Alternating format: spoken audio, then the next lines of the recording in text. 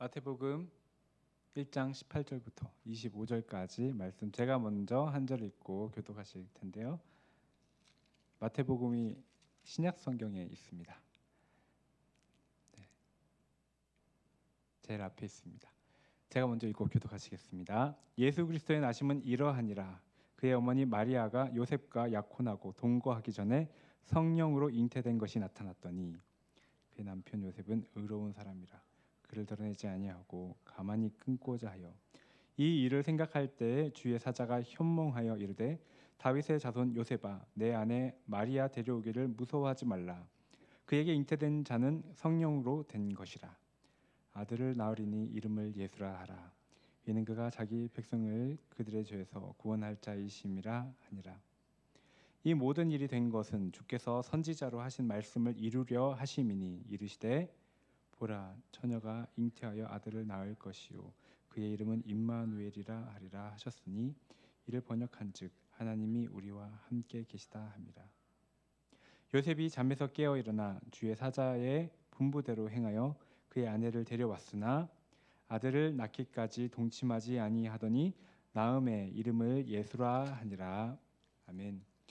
예수님께서 이 땅에 태어나신 이 사건이 마태복음에 자세히 기록되어 있고 또 누가복음에 자세히 기록되어 있습니다. 이 모든 내용들을 자세히 살펴보면 참 놀라운 사건들이 있는데 오늘은 그 가정 가운데 특히 요셉 가운데 하나님께서 어떻게 만나 주셨는지 그 부분을 한번 살펴보려고 합니다. 여러분은 크리스마스 하면 어떤 느낌, 어떤 생각, 또 어떤 추억이 기억이 나십니까? 분명히 크리스마스 하면은 뭔가 설레는 어떤 그런 마음, 또 기대하는 마음. 지금은 전혀 설레지 않는데요 하시는 분이 계신가요? 그런 게 있었을 거예요. 세상이 다 기뻐하는 그런 어떤 축제 같은 그런 시즌이죠.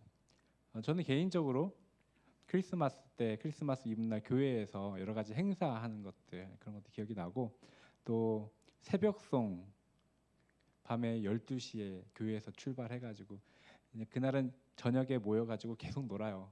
놀다가 새벽송 출발해가지고 새벽 한 4시, 5시까지 돌아다니던 눈 맞으면서 돌아다니던 그런 기억도 있고 굉장히 즐거웠던 그런 기억들이 있습니다.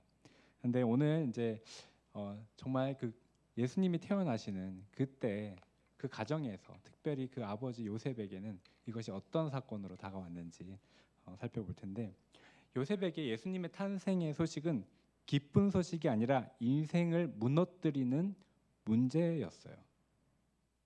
기쁜 소식이 아니었다는 겁니다. 약혼한 마리아가 임신했다는 사실을 들었을 때 요셉의 이제까지 쌓아온 어떤 명예라든지 미래, 꿈꾸던 결혼, 인생의 계획 한순간에 무너뜨릴 수 있는 그런 일이에요. 요셉은 이런 질문을 했을 것 같아요. 왜 하필 나한테 이런 일이? 하나님을 잘 믿는데 왜 이런 일이 생겼을까? 이런 질문 했을 거예요.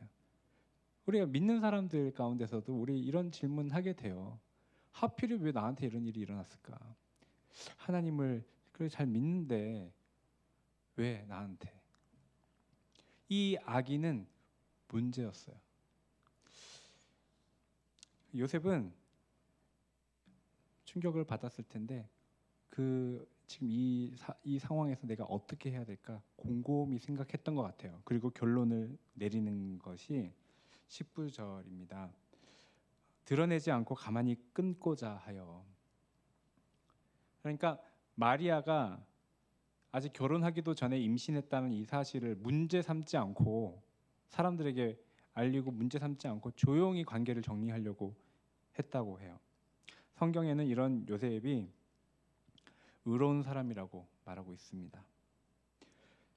그 당시에 결혼은 하지 않았지만 이 유대 사회에서는 굉장히 그 약혼이 힘이 있었어요. 약혼하고 나서 결혼까지 1년 동안 반드시 떨어져서 지내도록 하거든요. 왜 그래요? 그 상황 가운데서 임신하면 이제 문제가 있는 거예요. 그러니까 순결한 상황에서 그런 것들을 보고 결혼을 하기 위해서 약혼하고 1년 동안 그렇게 이런 상황이 있거든요. 그런데 그때 마리아의 경우 이런 경우가 생긴다면은 중대한 문제이기도 하고 참 수치스러운 일이 되는 거죠. 요셉은 하나님의 뜻은 무엇일까? 나에게 왜 이런 일이 있을까? 고민하면서 소문내지 않고 조용히 마리아와 정리해야겠다 이렇게 생각한 거예요. 아마 마리아를 많이 배려한 것 같아요. 많이 배려해서 이렇게 했는데 이런 결정만 해도 참 그래도 훌륭한 사람이다 또는 좀 이렇게 자비로운 사람이다라고 생각할 수 있을 것 같아요. 그런데 아니에요? 네, 자비로운 사람이라고 생각할 수 있죠. 그렇죠? 조용히 끊잖아요. 그런데 하나님의 뜻은 그게 아니었어요. 요셉의 마리아를 위하는 마음, 사랑의 마음, 긍휼의 마음, 분명히 의로운 마음이에요. 좋은 마음이에요. 그런데 하나님의 구원의 역사 앞에는 그 의로움도 아니라는 거예요. 말씀을 듣는 순종으로 나가야 돼요. 하나님의 뜻은 그걸 넘어서는 거였어요. 그 아들을 키우는 거였어요. 그 다음에 요셉이 정말 의로운 사람이냐 아니냐는 여기에서 결정되는 게 아니고 그 다음에 하나님께 나아가서 하나님의 말씀을 듣느냐 안 듣느냐로 결정이 되는 거였어요. 요셉이 이 일을 생각할 때 그때 하나님께서 꿈에 천사를 보내셨어요. 천사가 말하기를 먼저 요셉이 마음에 두려운 마음 있었던 거 알고 두려워하지 말라고 그렇게 얘기하세요. 왜요? 그에게 잉태된 그러니까 마리아에게 이제 잉태된 그 아들은 성령으로 된 것이다. 20절에 보면 그렇게 나와요. 마리아 데려오기를 무서워하지 말라. 그에게 잉태된 자는 성령으로 된 것이다. 남자가 없다는 거예요. 마리아에게. 남자가 없이 어떻게 생명이 생기냐고. 어떻게 아기가 생기냐고요. 성령으로 잉태되었다 이렇게 말하고 있어요. 사람의 통로로 아들이 생긴 게 아니라 그것과 상관없이 하나님께서 성령으로 생명을 주실 수 있고 잉태시킬 수 있다. 그 말을 하고 있는 거예요. 이걸 다 이해할 수 없어요. 성육신이라는 것은 신비라고 얘기를 하고 있습니다. 신비예요. 하지만 우리가 그 천사의 그 계시를 들은 이 요셉 이 상황 가운데서 내 생각에 이런 깜깜한 상황에서 내가 최선이라 생각한 것보다 더 크신 하나님의 계획과 뜻이 있다. 그걸 우리가 알아야 됩니다. 우리는 내가 생각하기에 가장 사랑이 많은 방식대로 가장 좋은 방식대로 선택하고 그게 가장 잘했다고 스스로 생각할지 모르겠지만 문제는 그게 아니었어요. 더 크신 하나님이 있으셨어요. 하나님께서 요셉에게 그렇게 말씀하시고 그 아들의 그 태어나는 그 목적까지도 다 말씀하셨는데 이름으로 말씀하셨어요. 그 이름 아들을 낳을 것이니 이름을 예수라 하라. 이 예수라는 그 이름의 뜻이 무엇인지 천사가 이름의 뜻도 알려줘요. 뭐라고 합니까? 이는 그가 자기 백성을 그들의 죄에서 구원할 자이심이라 하니라. 구원할 자, 자기 백성을 그들의 죄에서 구원할 자가 바로 이 아기다, 이 예수다. 예수의 이름의 뜻입니다. 우리가 맨날 구원 얘기하는데 어디로부터 구원입니까? 구원은 어디로부터 구원이에요? 죄로부터 구원이라는 것이죠. 요셉에게 이 아기는 문제고 내 인생을 망치는 골칫거리, 생기면 안 될 그런 아기로 처음에 생각이 되었지만 하나님의 말씀을 들으니까 오히려 이 아기가 구원자라는 거예요. 죄로부터 구원할 그 메시아라는 것을 말씀해 주고 있는 거예요. 나만 기쁜 게 아니라 온 세상이 기다려야 하고 기뻐해야 될 그 아기가 바로 이 아기다. 이 아기 때문에 이 문제 때문에 내 인생이 망하게 되는 걸로 나는 생각을 했는데 그게 아니라 크게 감사해야 되는 일인 거예요. 여러분 혹시 여러분 주위에서 정말 골칫거리, 문제거리, 나를 힘들게 하는 거 그냥 그 문제로 보이던 것이 나중에 여러분 하나님 앞에 갔을 때 크게 감사해야 되는 걸 수 있어요. 그런 날이 올 수 있어요. 나중에 그게 크게 감사해야 될 사람이었어. 그날이 올 것입니다. 이렇게 말씀하면서 천사가 말씀 하나를 딱 요셉에게 얘기를 해요. 이사야 7장 14절입니다. 보라, 처녀가 잉태하여 아들을 낳을 것이요 그의 이름은 임마누엘이라 하리라. 이거 이사야 7장 14절 말씀인데, 이사야도 처녀가 잉태해서 아들을 낳을 것이라는 예언을 했다는 것을 천사가 그 말씀을 가지고 딱 얘기를 해줘요. 그리고 그것이 지금 너에게 성취된 것이다. 이 말씀이, 이사야의 말씀이 지금 성취된 것이다. 아니, 예언된 말씀이 지금 성취됐다. 이 말씀을 딱 듣는 순간 아마 요셉은 딱 잡았을 거예요. 여러분, 하나님께서 답을 주실 때 그냥 그런 것 같다, 이런 것 같다 이렇게 답을 주지 않으시고 말씀이 생각나게 하세요. 그리고 이게 무슨 뜻인지 깨닫게 해주세요. 말씀으로 확증을 해주신다는 겁니다. 요셉이 이 말을 듣고 이 말씀을 딱 깨닫고서 더 이제 믿음이 생겼던 것 같아요. 자, 이 천사가 요셉을 만나준 이 사건, 이것이 마리아에게도 너무나 다행스러운 사건 아닐까요? 마리아의 입장에서 한번 우리가 생각해 볼까요? 마리아가 임신하기 전에 천사가 왔어요. 그리고 성령으로 태어날 아기가 있을 것이다. 이름을 예수라 하라고 미리 얘기를 했거든요. 그때 마리아가 어떻게 이런 일이 있을 수 있냐? 난 남자를 모른다라고 했는데 이제 천사가 얘기를 했어요. 그런데 그때 마리아가 뭐라고 했냐면, 주의 여종이오니 말씀대로 내게 이루어질지이다. 내가 주님의 종이니까 주님 말씀대로 이루어지기 원한다. 그렇게 말을 했어요. 그럴 때 이 마리아는 참 대책이 없는 사람 아닌가요? 보세요. 지금 약혼하고 있는데 임신하면 어떻게 되겠어요? 약혼자 요셉에게 어떻게 내가 성령으로 잉태된 것이라고 어떻게 설득을 하겠냐는 거예요. 그리고 받아들이지 않으면 어떻게 될까? 이 결혼은, 내 인생은, 내 삶은 지금 완전히 끝나는 거 아닌가? 이 말씀이 정말 나에게 이루어진다면 이렇게 생각이 들 수 있죠. 근데 마리아는 그런 생각이 안 들었던 것 같아요. 그런데 그렇게 말도 안 되지만 말씀대로 되기를 원한다고 이렇게 받아들였던 마리아에게 정말 말씀대로 잉태가 된 거예요. 그런데 그때부터 생기는 문제들을 그때 하나님이 해결해 주세요. 가장 큰 문제, 가장 가까이 있었던 요셉, 어떻게 설득할 거냐고, 어떻게 이해를 시킬 거냐고, 하나님께서 이해를 시켜주셨어요. 우리가 대책 없는 거 싫어하죠.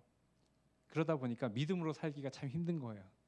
믿음으로 살다 보면은 대책이 없는 것 같을 때가 있거든요. 근데 하나님의 말씀에는 하나님의 대책이 있습니다. 제가 아는 분은 신학교 가기 전에 나는 밥을 굶을 수 있기 때문에 금식하고 밥을 굶는 연습을 하겠다고 금식을 하고 신학을 가기로 밥을 굶는 거예요. 그리고 신학을 가기로 이렇게 준비를 했다, 이런 얘기를 하셨는데 제가 볼 때 그분은 굶는 분이 아니셨어요. 하나님이 먹여주시고 너무 잘 생활하시는데, 그래요. 뭐 우리가 생각할 때 이런 어려움이 생길 거다 생각할 수 있고 망할 거다 이렇게 생각이 들 수 있는데 전혀 그렇지 않아요. 하나님 말씀대로 갔을 때 내가 생각하지 못했던 하나님의 도우심을 경험하는 일들이 얼마나 많은지 모릅니다. 사람들이 말씀대로 살아갈 때 비웃는 사람이 있을 수 있어요. 무시할 수도 있어요. 그런데 시간이 지나면 하나님의 말씀대로 되어지는 것을 보게 될 것입니다. 그래서 믿고 순종하려고 하는가, 내가 하나님의 말씀이 나에게 이루어지기를 원하는가, 순종하려고 하는가, 그것이 중요합니다. 내가 하나님의 말씀을 믿고 살아갈 때 우리에게 내 미래는 어떻게 되는 거지? 요셉이 두려워한 것처럼 어떻게 되는 거지? 우리에게 많은 문제가 있는 것을 하나님이 아십니다. 모르지 않으세요. 하지만 이 모든 것이 문제처럼 보이는 그 아기가 오히려 구원자였던 것처럼 우리를 위해서 모든 것을 허락하시는 것을 우리는 알게 될 겁니다. 내 인생의 비참하고 내 인생의 약점이라고 생각했던 것이 오히려 나를 위해서 하나님께서 허락하셨다는 것을 믿는 사람은 경험하게 되는 것입니다. 아무도 크리스마스에 문제를 선물로 받고 싶은 사람은 없을 거예요. 크리스마스는 예수님이 탄생하신 날이고 요셉에게는 문제였습니다. 하지만 그 문제라고 생각했던 그 아기는 우리의 죄의 문제를 해결하기 위해서 보내신 하나님의 선물이었습니다. 우리는 문제가 없어지는 것을 구원이라고 흔히 생각해요. 내 문제가 빨리 사라졌으면 좋겠다. 나는 힘들게 일하고 싶지 않다. 내 인생의 단계 가운데 나는 그걸 아주 잘 그 단계를 통과하고 싶다. 문제 해결하는 것이 구원이라고 생각하지만 그렇지 않다는 거예요. 오히려 그 문제 가운데 하나님께서 주시는 의미가 있습니다. 문제는 우리의 상황이 아니고 하나님의 말씀을 들을 수 있느냐입니다. 이 상황이 문제가 아니고 하나님의 뜻을 들으려고 하느냐, 그것이 더 큰 문제인 거예요. 그래서 어떤 사람은 고난이 축복이다라고 얘기하지만 깨닫지 못하는 자에겐 고난은 그냥 고난이에요. 의미 없는 고난이 없다고 하지만 의미 없는 고난 있을 수 있는 것입니다. 반복되는 고난 있을 수 있어요. 하나님 말씀을 들으시기를 원합니다. 하나님의 뜻을 알아가려고 요셉이 곰곰이 생각하고 있을 때 하나님께서 알려주신 것처럼 그렇게 알아가고자 하시기를 축복합니다. 예수님의 이름의 의미를 다시 한번 보기 원합니다. 예수님의 이름의 뜻은 무엇입니까? 그가 자기 백성을 그들의 죄에서 구원할 자. 그렇죠? 21절에 자기 백성을 그들의 죄에서 구원할 자이심이라 이렇게 말씀합니다. 그러면 자기 백성, 예수님의 그 백성이 지금 어떤 상황이냐? 죄에 빠져서 있다. 그리고 자기 스스로는 죄에서 나올 수 없다라는 그런 의미가 있죠. 이미 그 말씀에는 아니 죄 그냥 내가 안 지으려고 하면 안 지을 수 있는 거 아니야? 내가 노력을 열심히 안 해서 그렇지 내가 정말 죄를 안 지으려고 하면 안 지을 수 있는 거지. 의지가 부족해서 이렇게 생각하는 사람들이 꽤 많더라고요. 그래서 의지를 막 발휘하려고 하더라고요. 그 의지를 발휘해도 될지 안 될지 평생 동안 그 의지를 발휘한 그 결과가 구약 성경에 다 나와 있어요. 이 인생의 그 결과가 실패였거든요. 근데 그 실패를 말씀을 보고 빨리 깨달아야 되는데 말씀을 안 읽으니까 했던 실패를 계속 반복해서 또 내 인생을 걸고 하려고 해요. 사람들이 열심히 했는데 안 되더라가 구약의 결론이에요. 그러면 그 결론을 받아들여야 되는데 받아들이지 않고 성경을 보지도 않아요. 의지의 문제가 아닙니다. 스스로 죄를 이길 수가 없어요. 그거를 깨닫기 위해서 한번 제가 그때 말씀드렸는데 원망하지 않고 불평하지 않고 변명하지 않고 그렇게 한번 내가 생각하고 말하고 한번 살아봐야겠다. 오늘 하루만 그렇게 한번 내 생각을 한번 관찰하면서 작정하고 한번 해보십시오. 그러면 이게 너무 어렵구나라는 걸 알게 돼요. 죄가 얼마나 강한지 어떤 사람이 아냐면 싸워본 사람만 알아요. 싸워보지도 않았던 사람이 그게 얼마나 강한지 어떻게 알겠어요. 내가 진짜 한번 제대로 살아봐야겠다. 내 잘못된 말도 하지 않고 잘 한번 살아봐야겠다. 그렇게 해본 사람만 죄가 얼마나 강한지 알 수 있는 것이에요. 예수님이 태어나실 때는 구약의 끝이었어요. 이 모든 사람들이 이제는 언제 메시아가 오나 이제 우리를 도와주실 메시아가 언제 오나 그것만 굉장히 바라고 있었던 그런 분위기였어요. 그래서 세례 요한이 오니까 당신이 메시아냐 이렇게 얘기하잖아요.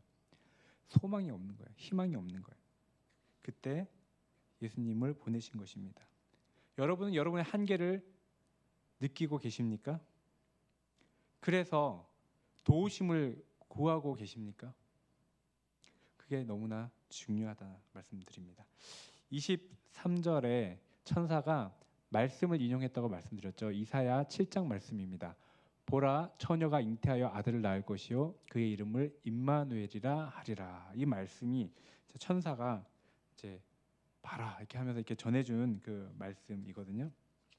근데 이 이사야 7장 이 말씀을 이제 어떤 배경에서 누구에게 하나님께서 하셨나, 이사야를 통해서 하셨나 보면 이제 남유다의 전쟁 상황이에요. 북이스라엘이 쳐들어온다고 해요. 근데 북이스라엘만 쳐들어와도 부담스러워요. 북이스라엘이 굉장히 힘이 셌거든요.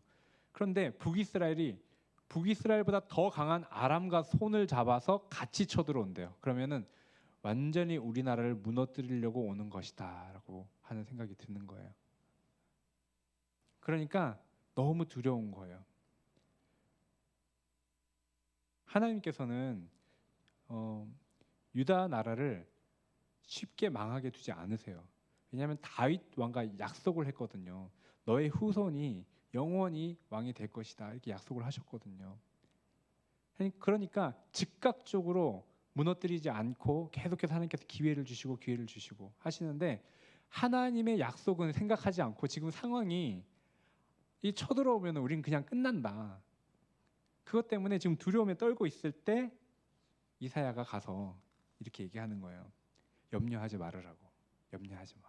그러면서 염려하지 않아도 될 징조를 보여줄 테니까 바로 이거다. 처녀가 잉태하여 아들을 낳을 것이니 그 이름을 임마누엘이라 하리라. 이렇게 얘기를 하는 거예요. 아니, 전쟁을 앞두고 있는데 싸움을 굉장히 잘하는 동맹국을 보내주시던지, 아니면 그 두 나라가 서로 싸워서 동맹이 깨어지게 하시던지, 아니면 정말 아기를 주시는 게 아니라 굉장히 힘센 삼손 같은 그런 사람을 보내주시던지, 뭔가 즉각적인 힘을 주셔야 될 거라고 생각할 텐데, 하나님의 주시는 응답은 그게 아니라는 거예요. 그냥 처녀가 잉태하여 아들을 낳으리니, 아기가 태어나는 거잖아요. 하나님의 방법이 우리의 생각하는 방법인 것 같지가 않아요, 보니까.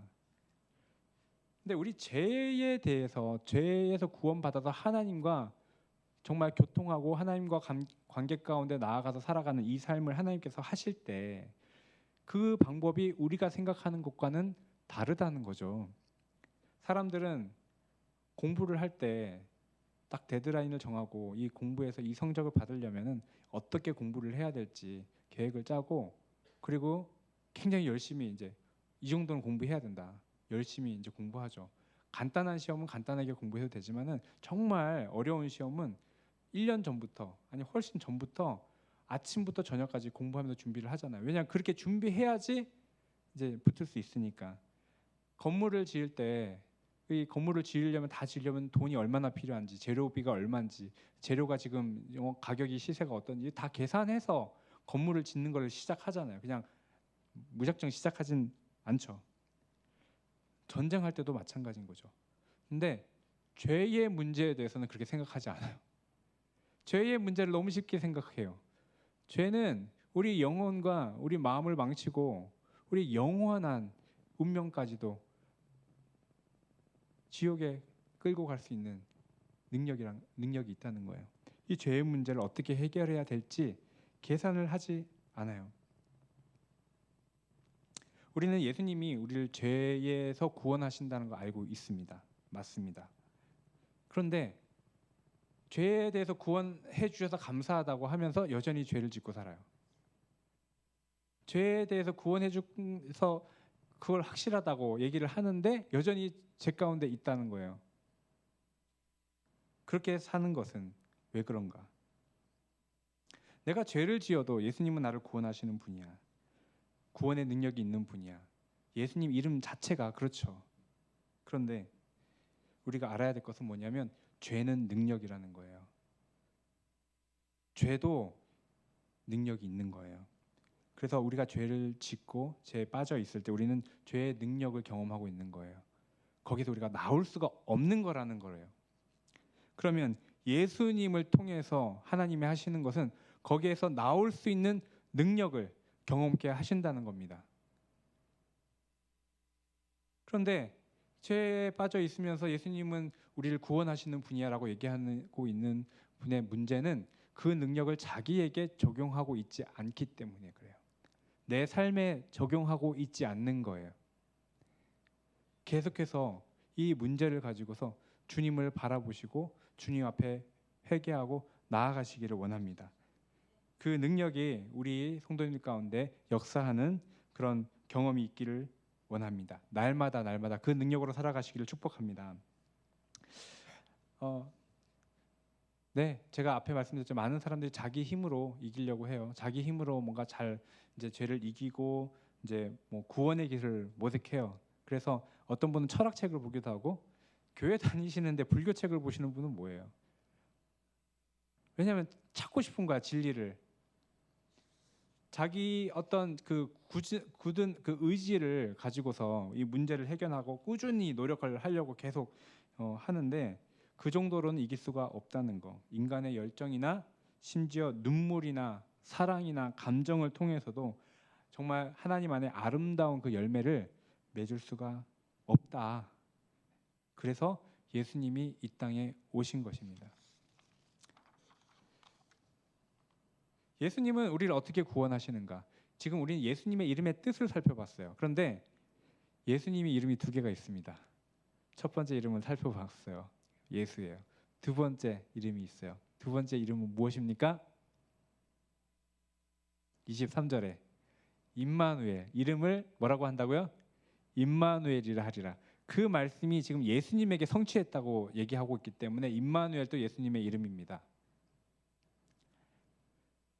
그래서 이 두 가지 이름을 우리가 같이 생각할 때, 죄에서 구원하는 그 일을 이루시기 위해서 방법으로 임마누엘 하신다는 거예요.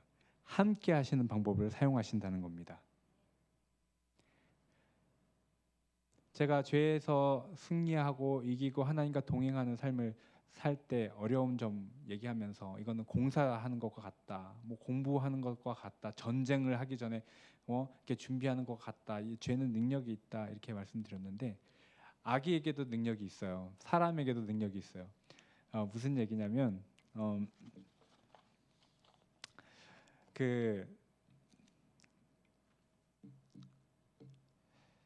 제가 싱가포르에 있을 때 북한에서 오신 분을 만났거든요. 북한에서 국수 공장을 하신대요. 그러니까 선교사님이에요. 근데 그분은 미국에서, 한국 분인데 미국에서 이제 살다가 북한으로 가셨어요. 근데 교회에 와가지고 지금 이렇게 이런 일을 하고 있습니다, 그런 얘기를 하셨어요. 그런데 이 장로님이 좀 답답하셨던 것 같아요. 그 선교사님, 복잡하게 얘기하지 마시고 뭘 원하십니까? 얼마 원하세요? 얼마 필요하다? 이렇게 얘기하시는 거예요. 저는 깜짝 놀랐어요. 얼마가 필요하십니까? 이렇게 물어보셨어요. 그런데 이 선교사님이 장로님께 뭐라고 하냐면, 돈은 됐고요, 사람 한 명만 보내주세요. 그렇게 얘기를 하시는 거예요. 그러니까 같이 가서 좀 이렇게 일을 할 수 있는 사람이 필요하다는 거예요. 그래서 이제 사람 보내는 게 더 어려운데, 왜냐하면은 그 북한에 들어갈 수 있는 신분이어야 되잖아요. 나중에 이제 선교사님이 얘기하는데 이런 얘기를 하시는 거예요. 돈은 한 번 오면은 그냥 그 일하고 끝인데, 사람이 오면 돈도 오고 간신도 오고 모든 게 다 온다. 그러니까 사람이 한 명 같이 가서 같이 이렇게 할 수 있는 게, 이게 훨씬 더 힘이 된다. 동력자가 되는 거다. 이 교회가 사람을 보내주면은 이 교회는 나와 같이 일하는 동력자가 되는 것이다. 돈보다 더 크다, 이런 얘기를 하는 거예요. 맞죠? 저는 어떻게 저런 생각을 하실까, 이렇게 생각했거든요. 제가 대학교 때 어떤 그 미션 퍼스펙티브라는 훈련을 받았는데, 그 책에 이런 얘기가 있어요. 돈 리차르슨이라는 선교사님이 2028년에 돌아가셨는데, 그분이 캐나다 선교사님이고 뉴기니아에 있는 사위 부족에게 복음을 전하셨어요. 근데 이제 복음을 전하는데 15년 동안 거기 그곳에 가서 이제 복음을 전했는데, 거기에 있었던 내용이 책으로도 나와요. 평화의 아이, 그리고 영화로도 나왔어요. 거기에서 이 사람들에게 복음을 전하기가 너무 어려운 거예요. 왜냐하면 이 사람들은 식인종이에요. 식인종인데 이 사람들이 가장 좋아하는 게 배신이래요. 배신. 그래서 이렇게 잘 지내는 것 같이 하다가 가까워진 다음에 그 사람을 죽여서 먹는 거예요. 그리고 그 해골을 베개 옆에다 두고 자든지 장식을 한대요. 그러니까 이런 사람에게 예수님의 사랑을 전하려고 그러니까 이 사람들이 관심이 없는 거예요. 근데 이 사람들이 너무 흥미롭게 들었던 장면이 뭐냐면 가룟 유다가 예수님 배신하는 장면. 그거를 굉장히 흥미롭게 봤다는 거예요. 근데 어느 날 이 부족에서 막 시끄럽게 막 떠들어서 무슨 일이냐고 했더니 어떤 부족, 옆에 있는 부족이 지금 자기들 공격해 오려고 한다. 적대 관계에 있는데 전쟁을 치르게 될 거라고. 근데 그 부족이 너무나 강한 거예요. 그래서 싸워봐야 질 것 같은 거예요. 그때 사이 부족 추장이 자기 6개월 된 아들을 또한 부족 추장에게 바치기로 했대요. 그래서 그 아기를 바치면은 상대의 이제 추장이 그 아이를 정성껏 키우는 거예요. 근데 만약에 그 아이를 맡긴 그 부족이, 그러니까 사위 그 부족이 먼저 전쟁을 일으키면 그 부족은 아기를 먼저 죽여버리겠죠, 그렇죠? 그러니까 아기를 맡기면은 절대로 이제 전쟁을 일으킬 수 없는 거예요. 그리고 반대편 부족도 이 아이를 키우면 키운정이 있는 거잖아요. 키운정이 있기 때문에 그런 거죠. 전쟁 일으키지 않고 이 아이를 보낸 그것은 이제 신뢰하게 되는 거고, 이 문제가 생겼을 때 그 가운데서 문제를 풀 수 있는 그 사람이 나중에 그 아이가 되는 거예요. 예. 그래서 결국 이 아이가 살아 있을 동안에는 이 부족 간의 평화가 유지된다는 거죠. 그러니까 추장이 자기 아기를 보내는 것이 참 쉽지 않죠. 근데 안 보내면 다 죽으니까 이렇게 보내서 평화의 아기라고 불러요. 그 아기를. 그런데 이 선교사님이 그것을 딱 듣고서 그때부터 어떻게 예수님을 전해야 될 줄 아는 거예요. 여러분이 아들을 정말 가슴 아프게 내어줄 필요가 없다. 하나님이 자기 아들을 이 세상에 평화의 아기로 주셨다. 그러니까 여러분은 하나님과 여러분 사이에 그 아이가 있으면 평화가 깨어질 리가 없다. 그 아이 때문에 그렇게 전도를 했는데 사회 족속이 복음을 받아들이기 시작한 거예요. 그 와닿고 이해가 되기 때문에 그래요. 아이를 주신다는 거예요. 하나님께서. 그 아이의 의미는 하나님이 함께 하신다라는 의미입니다.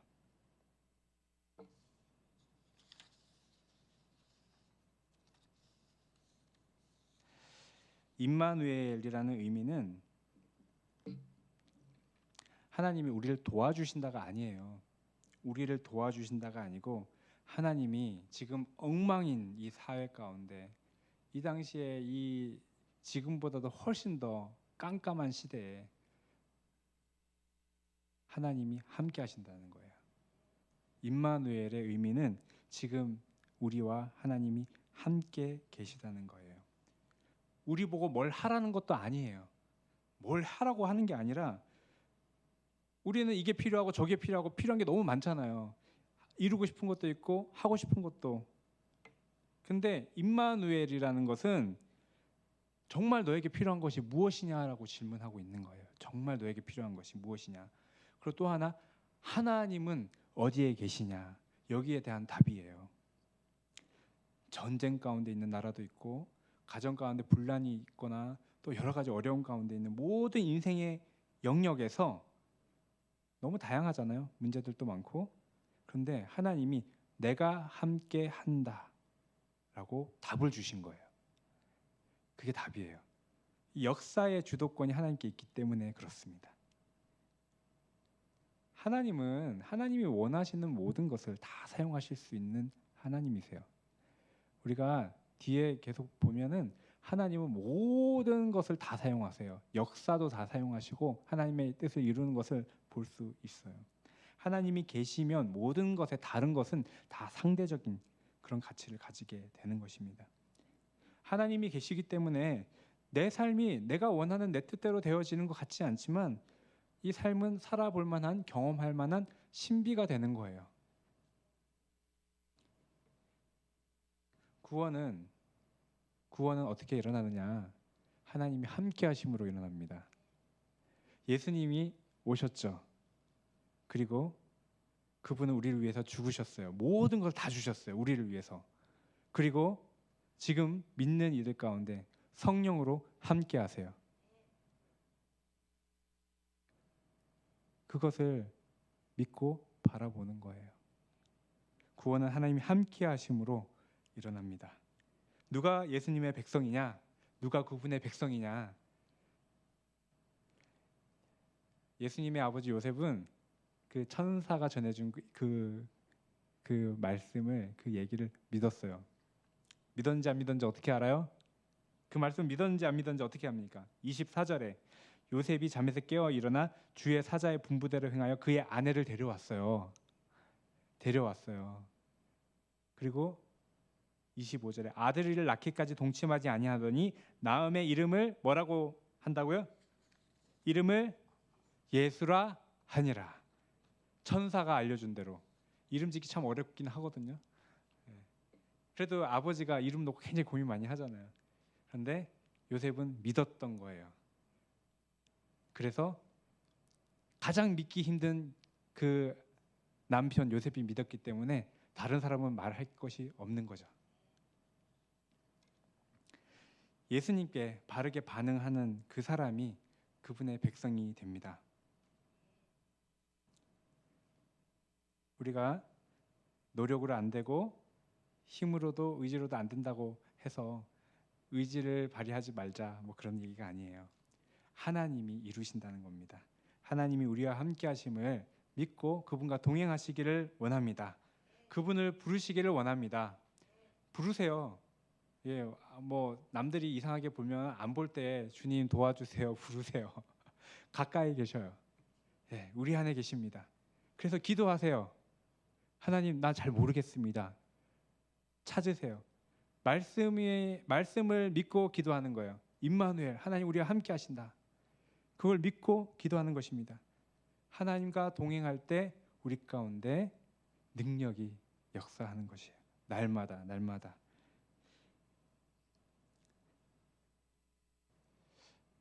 이 크리스마스 때 산타가 이렇게 중요한 게 아니다. 크리스마스의 의미는 예수다. 이런 것을 발표할 때 많이 얘기하거든요. 예, 산타가 와서 선물 주고 그 다음에는 그냥 사라져요. 다음 크리스마스 때까지. 그러니까 크리스마스가 허무한 거예요. 뭔가 막 이렇게 화려한 것 같다가 끝나면 뭐 없어요. 그런데 크리스마스의 의미인 예수 그리스도는 와서 선물만 주고 가시는 분이 아닙니다. 그분이 하시는 것은 무엇이냐면 함께 하시는 것이고 떠나지 않으시는 거예요. 우리에게 날마다 크리스마스인 겁니다. 그분의 선물을 날마다 누리시기를 축복합니다. 기도하겠습니다.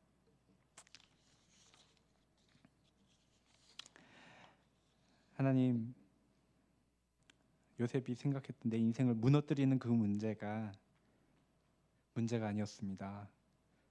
우리 삶에도 여러 가지 답답한 것들, 문제가 있는데 문제는 환경이 아니라 주님의 말씀을 들을 수 있느냐가 문제였습니다. 주님의 말씀을 듣고 나면 그 문제는 우리를 구원하는, 우리를 돕는 하나님의 선물로 될 줄로 믿습니다. 하나님께서 우리에게 필요 없이 허락하신 것은 하나도 없습니다. 하나님, 우리가 날마다 하나님의 뜻을 구하고 또 하나님께 가까이 나아가는 우리 되기 원합니다. 하나님, 내가 생각하는 최선이 아니고 그 최선보다 그 넘어서 있는 하나님의 뜻을 발견케 하여 주시고 순종케 하여 주시옵소서. 하나님, 우리 삶 가운데 죄의 능력이 얼마나 강한지 우리가 날마다 경험하게 됩니다. 그 죄 가운데 절망하고 있는 것이 아니고 그 죄에서 구원하기 위해 하나님 보내신 그 예수님, 자기 백성을 구원할 자, 죄에서 구원할 자 보내어 주심에 우리가 감사드리며 예수님으로 말미암아 그분이 함께 하심으로 말미암아 죄에서 이기는 능력이 내 삶 가운데 경험케 되기를 원합니다. 날마다 그분과 동행하며 그분의 능력으로, 그분의 사랑으로 살아가게 하여 주시옵소서.